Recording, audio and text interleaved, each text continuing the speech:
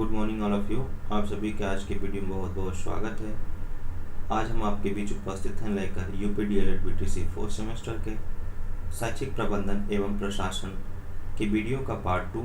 दोस्तों, यदि इस वीडियो का लाभ लेना चाहते हैं तो वीडियो के अंत तक जरूर बने रहें। साथ ही साथ यदि आप हमारे चैनल पर नए हैं तो चैनल को सब्सक्राइब, वीडियो को लाइक तथा दोस्तों में शेयर करना ना भूलें तथा साथ ही साथ बेल आइकन को भी दबा लें, जिससे हमारी वीडियो की सभी नोटिफिकेशन आप तक सबसे पहले पहुंचे।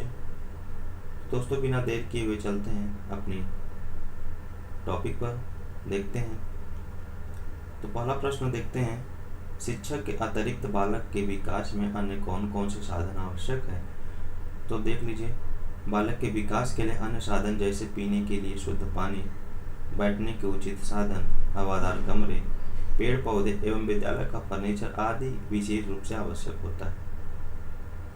अगला देख लेते हैं। अगला क्या है, समय तालिका एक साधन है अथवा साध्य है, इसके बारे में बताइए। तो समय तालिका को स्वयं में एक साधन के रूप में समझना चाहिए, साध्य नहीं होता है। जहाँ भी इसका प्रयोग हमने साध्य के रूप में करने की चेष्टा की, वहीं यह अपने गौरव को समाप्त कर देता है। चलते हैं अगले प्रश्न की तरफ। टाइम टेबल स्कूल का स्पार्क प्लग है, यह किसने कहा। दोस्तों, यह डॉक्टर जसवंत सिंह ने कहा है। इनके अनुसार कहा जाता है कि टाइम टेबल स्कूल का स्पार्क प्लग है, जो इसकी विभिन्न क्रियाओं तथा उनके विभिन्न कार्यक्रमों को संचालित करता है। अगला प्रश्न है, समय सारणी क्या है। तो देख लेते हैं। रॉस के अनुसार पाठ्य सहगामी क्रियाएं क्या हैं। तो रॉस के अनुसार शिक्षा प्रक्रिया की धारणा जो बच्चों के प्रत्यक्ष अनुभवों या प्रत्यक्ष जीवन यापन द्वारा सीखने में विश्वास करती हैं। स्कूल को एक छोटा समाज समझने की धारणा जिसमें प्रक्रियाओं में वास्तविक रूप से भाग लेकर सभ्य जीवन व्यतीत करना सीखते हैं। इन आदर्शों की प्राप्ति हेतु विद्यार्थियों की स्वैच्छिक क्रियाओं का मार्गदर्शन किया जाना चाहिए। चलते हैं अगले प्रश्न की तरफ और देखते हैं। अगला प्रश्न है, माध्यमिक शिक्षा आयोग के अनुसार पाठ्य सहगामी क्रियाओं की आवश्यकता को बताइए। इंपॉर्टेंट है। माध्यमिक शिक्षा आयोग के अनुसार पाठ्य सहगामी क्रियाओं की आवश्यकता, तो इसके अनुसार स्वच्छ, आनंदप्रद तथा सुव्यवस्थित स्कूल भवन मिल जाने के पश्चात हम चाहेंगे कि स्कूल में विविध प्रकार की समृद्ध क्रियाओं का आयोजन हो, जो विद्यार्थियों के विकास संबंधित आवश्यकताओं को पूरा कर सकें। उसमें मनोरंजन कार्यों, क्रियाओं तथा योजनाओं की व्यवस्था करनी होगी, जो बच्चों को प्रभावित करें और उनकी विभिन्न रुचियों को विकसित करें। चलते हैं अगले प्रश्न की तरफ। अगला प्रश्न देखते हैं, स्वास्थ्य के संबंध में विवेकानंद जी ने क्या कहा है। तो स्वास्थ्य के संबंध में विवेकानंद ने कहा है कि आज भारत को भगवत गीता की नहीं वरना फुटबॉल के मैदान की आवश्यकता है। अर्थात जब कोई भी छात्र अथवा व्यक्ति खेले दौड़ेगा तो उसे उसका शरीर का स्वास्थ्य क्या होगा, स्वस्थ होगा। और यदि गीता पढ़ता है तो वह स्वास्थ्य पे कोई प्रभाव नहीं पड़ेगा, उसके मानसिक स्वास्थ्य सही होगा, बाकी शारीरिक स्वास्थ्य नहीं सही होगा। चलते हैं अगले प्रश्न की तरफ, देख लेते हैं। ग्राम शिक्षा समिति का अध्यक्ष कौन होता है। तो ग्राम शिक्षा समिति का अध्यक्ष ग्राम प्रधान होता है। जो अगले प्रश्न की तरफ चलते हैं, शैक्षिक उपकरणों के अंतर्गत क्या क्या सामग्रियां आती हैं। तो शैक्षिक उपकरणों के अंतर्गत श्यामपट्ट, चाक, मॉडल, मानचित्र, रेखाचित्र, आकृतियां, ग्राफ तथा विज्ञान शिक्षण सामग्री आदि सामग्रियां आती हैं। पेयजल व्यवस्था से क्या अभिप्राय है। तो विद्यालय में पेयजल की व्यवस्था वातावरण के अनुकूल होनी चाहिए। पीने के पानी की व्यवस्था स्वच्छ स्थान पर हो, अर्थात शौचालय के आसपास होनी चाहिए। चलते हैं अगले प्रश्न की ओर, तो देखते हैं, मानवीय साधन के अंग बताइए। तो मानवीय संसाधन में प्रधानाध्यापक आते हैं, शिक्षक आते हैं, छात्र एवं आसपास के समुदाय के लोग आते हैं। अगले प्रश्न की ओर देखते हैं। मानवीय संसाधन के प्रबंधन की कोई दो विशेषता लिखिए। तो मानवीय संसाधन की प्रबंधन की दो विशेषताएं निम्नलिखित हैं। पहला देख लेते हैं, मानवीय संसाधनों का प्रबंधन एक उत्तम शिक्षा व्यवस्था के लिए अति आवश्यक माना जाता है। दूसरा है, मानवीय संसाधन के प्रबंधन से विद्यालय में सुधार होता है क्योंकि प्रत्येक व्यक्ति निर्धारित कार्य में निष्ठा के साथ संलग्न रहता है। चलते हैं अगले प्रश्न की ओर। एक सफल शिक्षक के में कोई दो गुण का उल्लेख कीजिए। एक सफल शिक्षक कैसा होगा, उसका कोई दो गुणों का उल्लेख कीजिए। तो पहला है, अध्यापक शारीरिक एवं मानसिक रूप से स्वस्थ एवं चरित्रवान होना चाहिए। दूसरा, अध्यापक को मनोविज्ञान का व्यवहारिक ज्ञान हो जिससे वह बालकों के विभिन्नताओं, रुचियों, प्रेरणाओं एवं योग्यताओं को समझकर उचित मार्गदर्शन करें। चलते हैं अगले प्रश्न की तरफ।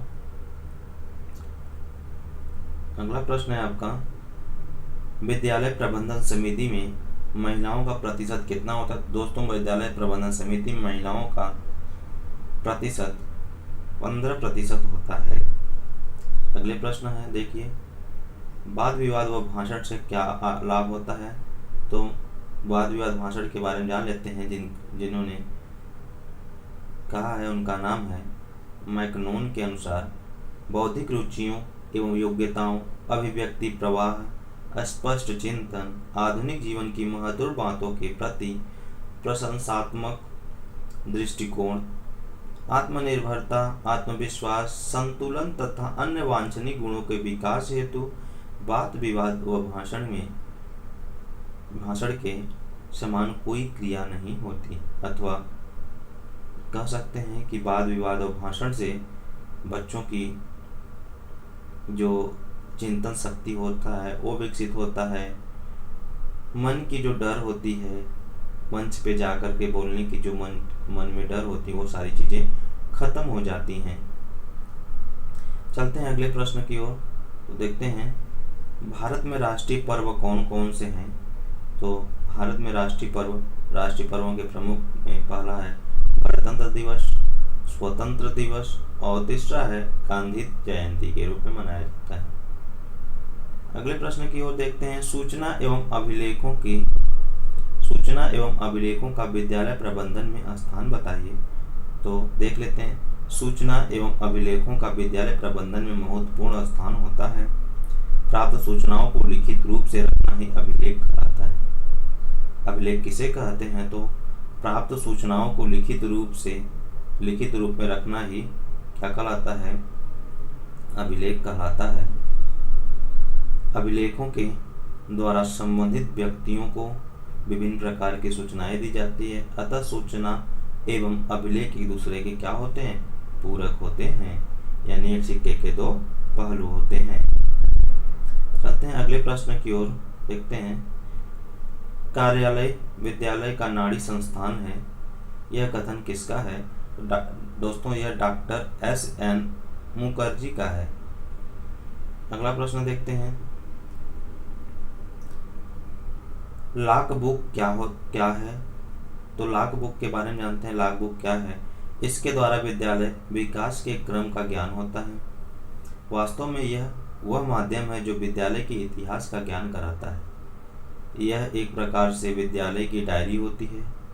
इसमें तथ्यों का विवरण दिया जाता है, जैसे विद्यालय की विशेष घटनाएं, नवीन पाठ्यक्रमों, यंत्रों, कोर्स आदि की प्रस्तावना, विद्यालय के कार्य के घंटे, विद्यालय में निरीक्षक हेतु आए विभिन्न अधिकारियों के हस्ताक्षर आदि के बारे में बताया जाता है या लिख करके रखा जाता है।